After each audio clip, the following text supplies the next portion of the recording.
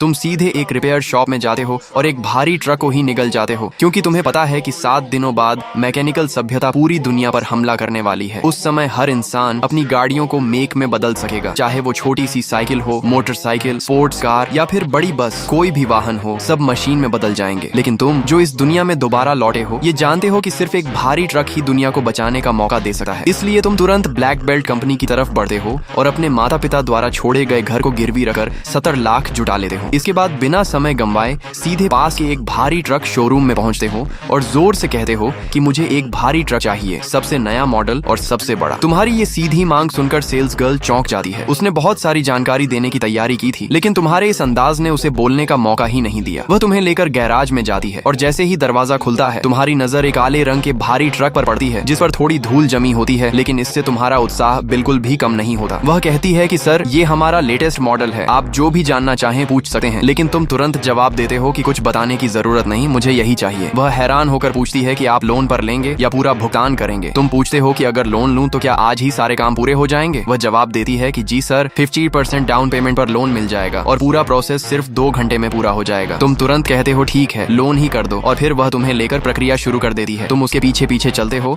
और जब प्रक्रिया शुरू होती है तो तुम्हारा दिल थोड़ा शांत होता है। 2 घंटे बाद सब कुछ पूरा हो जाता है और ट्रक तुम्हारे नाम हो जाता है। इसके बाद तुम सेल्स गर्ल से कहते हो कि इस गाड़ी को इस पते पर पहुंचा देना, कोई दिक्कत तो नहीं होगी। वह भरोसा दिलाते हुए कहती है कि बिल्कुल नहीं। हालांकि तुम्हें गाड़ी चलानी आती है, लेकिन इतना बड़ा ट्रक तुमने कभी नहीं चलाया। अगर अभी तुम इसे खुद लेकर निकलते तो शायद कोई बड़ा हादसा हो सकता था, और क्योंकि अभी दुनिया खत्म नहीं हुई है, अगर कुछ गलत हो जाता तो पुलिस तुम्हें पकड़ लेती। इसीलिए तुम शोरूम वालों से ही गाड़ी पहुंचाने को कहते हो और खास तौर पर यह भी बोलते हो कि चाबी गाड़ी में ही छोड़ दें। यह कहकर तुम वहां से निकल जाते हो। सेल्स गर्ल चाबी हाथ में लेकर हैरान रह जाती है और सोचती है कि ये आदमी इतना बेफिक्र कैसे हो सकता है, खुद देखने भी नहीं जा रहा। लेकिन तुम इतने निश्चिंत इसलिए हो क्योंकि तुम्हें पता है कि जब मैकेनिकल सभ्यता आएगी तब हर गाड़ी अपने मालिक के नाम से ही मेक में बदलेगी। कोई उसे चुरा भी ले तो भी उसका कोई फायदा नहीं होगा, और तुम्हारे पास इससे भी ज्यादा जरूरी काम है। इसलिए तुम इन छोटी छोटी बातों में समय बर्बाद नहीं करना चाहते।